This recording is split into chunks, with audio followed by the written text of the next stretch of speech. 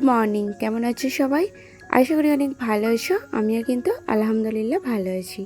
আমি তারা lifestyle daily ভ্লগে চলে আসলাম আর একটা নতুন ভ্লগ নিয়ে। আশা করি তোমরা যে যেখান থেকে দেখছো সবাই ভালো আছো এবং সুস্থ আছো। তাহলে চলো তোমাদেরকে কিন্তু সাথে নিয়ে আজকের ভিডিওটা স্টার্ট করলাম। ভিডিও শুরুতেই বলি, তোমরা যদি আজকে আমার ভিডিওটা নতুন দেখে থাকো তাহলে প্লিজ আমার চ্যানেলটি সাবস্ক্রাইব করে পাশে থেকো আর একটা লাইক কমেন্ট করে যেতে কিন্তু ভুলো না। আমি যেন খুব তাড়াতাড়ি তোমাদের বন্ধু হয়ে যেতে পারি।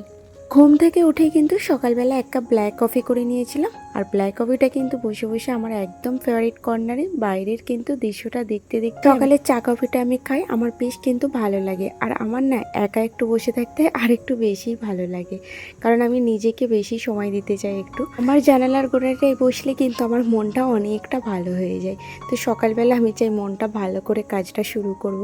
তো যাই চলো, এখন কিন্তু ব্রেকফাস্টটা করে নিয়েছি। তো ব্রেকফাস্টটা আজকে কিন্তু এগ অমলেট বানালাম আর সাথে কিন্তু তোমার ব্রেড নিয়ে নিয়েছি। আর আমাকে না ব্রেডের সাথে ডিম টোস্ট টাইপের করে খেতে না বেশ ভালো লাগে, কারণ আমাদের এখানে তো আর সেই পাউরুটিটা পাওয়া যায় না। তো সেই হিসেবে আমি কিন্তু ব্রেড দিয়ে এটা বানিয়ে নিই। তবে রাজা কিন্তু এটা খুব একটা পছন্দ করে না, তো ওকে শুধু ব্রেড আর অমলেট করে দেবো। তো যাই এখন কিন্তু দেখো নাস্তাটা সকলে সেরে নিয়েছি। আর নাস্তাটা সেরেই কিন্তু আমি আমার বেডরুমে চলে এসেছি। আমি কিন্তু বেডরুমটা আগে গুছিয়ে নিই, কারণ আমার যদি বেডরুমটা গোছানো থাকে তাহলে সারাদিনের ঘরটার কাজটা কিন্তু অনেকটা কমে যায়। কারণ বেডরুম তুমি যতই কাজ করো বাইরে, বেডরুম যদি অগোছালো হয়ে থাকে না তাহলে মনে হয় অনেক বড় একটা কাজ পড়ে আছে। তো দেখবে সকালবেলা উঠে যদি আগে বেডরুমটা পরিষ্কার পরিচ্ছন্ন হয়ে যায়, বেডটা ঝেড়ে ঠিকঠাকভাবে রেখে দিই, তাহলে অর্ধেক কাজ কিন্তু মনে হয় কমপ্লিটই হয়ে গেছে। তবে এটা কিন্তু আমার খুবই মনে হয়, সেজন্য আমি সকালের কাজটা আগে, সব থেকে যেটা বড় কাজ সেটা আমার কাছে হচ্ছে বেডরুমটা গোছানো। রান্না খাওয়া তো আমার কাছে সত্যি কথা বলতে আমি সবসময় বলি রান্না করতে আমার খুবই ভালো লাগে। তো রান্নাকে আমি কোনো কাজ বলে মনে করি না। তো যেহেতু আমি রান্নাটাকে না অনেক ভালোবাসি রান্না করতে, তো সেই হিসেবে আমার রান্না করতে তেমন কোনো রকম কষ্টটা হয় না। কিছু মনে হয় বাড়ির কাজগুলোই কিন্তু বেশি বড় কাজ, কারণ বাড়ির একটা একটা জিনিস না গুছিয়ে গুছিয়ে রাখতে অনেকটা সময় লেগে যায়। রান্না তো 1 ঘন্টার মধ্যে কমপ্লিট করা যায়। আর আমার যেহেতু ছোটো বাবু নিয়ে থাকি আর একার সংসার, তো সেই জন্য কিন্তু আমাকে একাকেই সব কিছু সামলাতে হয়। তো আমার বাবু একটু আমাকে বিরক্ত করে, মানে তেমন তবে না, একটা ছোটো বাচ্চা যে অনুযায়ী বিরক্ত করে আমার বাবু কিন্তু সেটা না। ও জাস্ট একটু আমার সাথে খেলতে ভালোবাসে, কারণ ও একা আর আমিও একা। তো দুজনকে একটু সময় যতটা দিতে পারি ততটাই কিন্তু দুজনের জন্য ভালো। তো বেশি সময়টাও আমার সাথে কথা বলে গল্প করে তারপরে তোমার খেলাধুলা করেই কাটিয়ে দিই। বাকি যেই সময়টা ফ্রি থাকি তখন কিন্তু ওকে একটু নিচে আমাকে নিয়ে যেতে হয়। তো নিচে বাচ্চারা কয়েকটা খেলাধুলা করে, তো ওরও যখন মন চায় আমাকে বললে কিন্তু আমি ওকে নিয়ে যাই নিচে। তো যাক এখন কিন্তু বেডরুমটা ভালোভাবে গুছিয়ে চলে এসেছি রান্নাঘরে। আর সবজিটা কেটে নিলাম। আজকে না আমি একটু ওই পুঁই শাক চিংড়ি খাবো। তো এটা শুধু আমিই খাবো, কারণ রাজা এটা পছন্দ করে না। তো এটা আমার মতো বানাচ্ছি। আর ওদের জন্য এখানে এই যে ভেন্ডি চিংড়ি বানাবো আর পটল আলু মাছ করব। তো পুঁই শাক চিংড়িটা না আমার বেশ ভালো লাগে, তবে রাজা পুঁই শাকটা খায় না। তো ওকে বলেছি একটু টেস্ট করবে, কারণ চিংড়ি মাছটা ওর খুব পছন্দের। এই হিসেবে ওকে বললাম যদি একটু চিংড়ি মাছ খাও তো সাথে কিন্তু সবজিটা খাবে, বেশ ভালো লাগবে।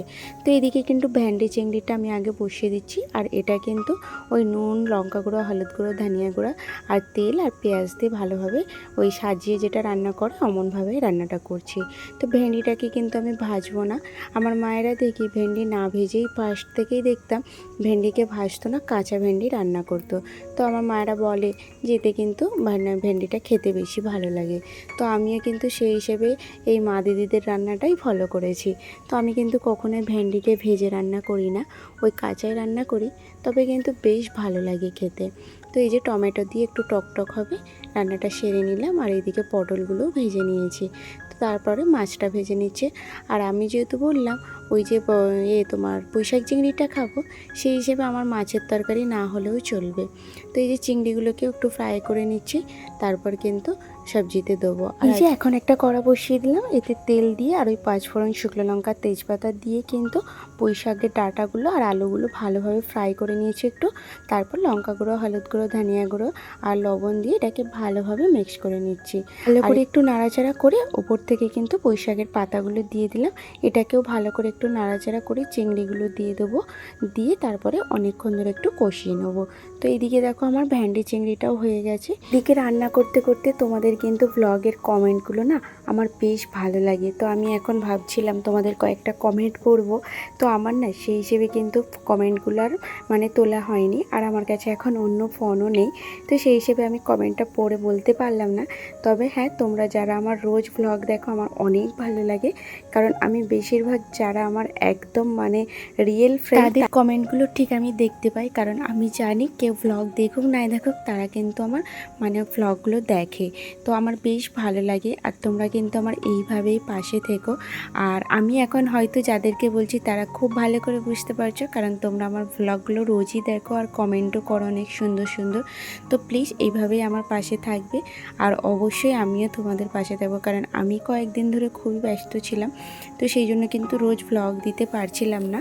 তো সেই হিসেবে এখন চেষ্টা করছি আমি ব্লগ দেবো, সাথে কিন্তু তোমাদেরও রোজ ব্লগগুলো আমি দেখবো। সত্যি কথা বলতে সকাল থেকে না ওঠার পর থেকে এতটাই ব্যস্ত থাকি যে আমি না আর এক্সট্রা সময়টা পাই না যে একটু ফোনটা হাতে নিয়ে মানে ভিডিও দেখবো কি এমনি কিছু ঘাটাঘাটি করব। আমার আর সেই সময়টাই থাকে না, আর এনার্জিটাও থাকে না। তো সেই হিসেবে দেখা হয় না। তবে এখন থেকে আমি নিজেও চেষ্টা করছি রোজ একটু ভালো করে ভিডিও দেওয়ার, সাথে তোমাদেরও যেন আমি ভিডিওগুলো সব দেখতে পারি। কারণ ভিডিও না দেখে না আমার কমেন্ট করে আসতে খুবই খারাপ লাগে। তো সেই হিসেবে আমি যতটা যখন সময় পাই আমি কিন্তু ভিডিওগুলো দেখে কমেন্টটা করে আসি। তো দেখো এই কথা বলতে বলতে কিন্তু আমার বাসনগুলো সব ধোয়া হয়ে গেছে। এখন চলে এসেছি গ্যাসটা পোছা লাগাবো। আর আজকে কলিন দিয়ে ক্লিন করছি, ভাবলাম পানি না লাগিয়ে, কারণ একটু গরম আছে। তো পানিটা দিলাম না, হালকা করে কিন্তু উপর দিয়ে কলিনটা দিয়েছি, দিয়ে এই গ্যাসটা এখন ক্লিন করে নিচ্ছি। জাস্ট আমি যেহেতু রান্না করলাম, তো এটা তো কাঁচের, আমার না ওই গরম পানির মানে ভাবটা দিতে খুবই ভয় লাগে, কারণ দুর্ঘটনা ঘটতে কিন্তু বেশি সময় লাগে না, আর ফেটে গেলে তো আমারই লস। তো সেই হিসাবে আমি ভাবলাম তো হালকাভাবে এখন ক্লিন করে দিই। তবে হ্যাঁ, কলিনটা দিয়ে ক্লিন করার পর দেখছি বেশ কিন্তু একটা চকচকে ভাব এসে গেছে। তো সেই জন্য ভেবেছি আর কিন্তু পানি দিয়ে ক্লিন করব না, এবার ভাবছি একটু কলিন দিয়ে ভালো করে পরিষ্কার করে নেব। কারণ গ্যাসের ওপরে তেল চিটচিট করে তো একটু, সেই হিসেবে কিন্তু কলিনটা খুব ভালো কাজ দেয়। তো এদিকে দেখো আমার গ্যাসটাও ভালোভাবে ক্লিন করে নিয়েছি। বাসন মেজে গ্যাস পোছা লাগিয়ে না মানে হাঁপিয়ে গিয়েছিলাম, আর বাসন মাজার পরে আমার এক গ্লাস পানি খেলে তবে ভালো লাগে। তুই দাঁড়িয়ে দাঁড়িয়ে কাজ তো অনেকটা কষ্ট হয়, সারাদিন সেই সকাল থেকে সন্ধ্যা পর্যন্ত যাই কাজ করি সবই দাঁড়িয়ে। সেই হিসেবে কিন্তু এখন এনার্জি পাওয়ার জন্য আমি কিন্তু ওই ড্রাই ফ্রুটটা ভিজিয়ে খাচ্ছি। এটাতে কিন্তু ফুল এনার্জি থাকে একটা শরীরে। আর দেখবে যতই শরীরের খারাপ লাগুক না, তুমি দেখবে কাজ করতে করতে করবো না মনে করে না সব কাজটা আস্তে আস্তে হয়ে যায়।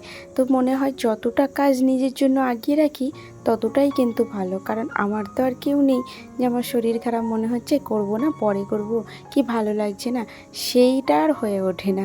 তো সেই জন্য চাই যতক্ষণ নিজের কাজটা করে রাখতে পারি ততটাই ভালো, কারো ভরসায় আর ফেলে রাখবো। তো দেখো এখন কিন্তু আমার ঘর বাড়ি সব পোছা হয়ে গেছে, এরপর কিন্তু স্নান করব।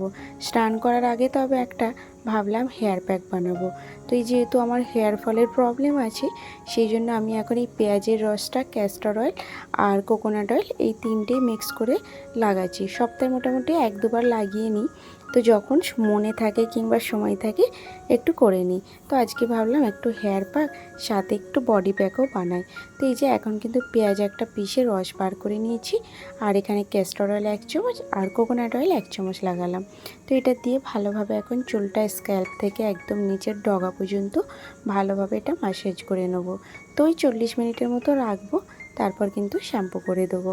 এটাতে কিন্তু আমার হেয়ার ফল কমছে নাকি জানি না, বাট আমি চেষ্টা করছি এটা এখন কন্টিনিউ ইউজ করি, যদি কিছুটা কাজ দেয়। সাথে কিন্তু আরও অনেক কিছু করছি। অ্যাকচুয়ালি মুম্বাইয়ের না পানিটা নোনা পানি, তো সমুদ্রের পানি, সেই জন্য কিন্তু হেয়ার ফলটা কম বেশি আমাদের সবারই হয়। তো বাড়িতে যে যখন নতুন আসে সবাই বলে এখানে এসে হেয়ার ফল হচ্ছে, কি আর করা যাবে, এটা তো আর আমাদের না। তো যাই দেখো এখন প্যাকটা ভালো করে লাগিয়ে নিয়েছি, আর এখানে একটা বডি প্যাকও বানিয়ে নিলাম। তাহলে চলো ভিডিওটা আজকে এখানে শেষ করলাম।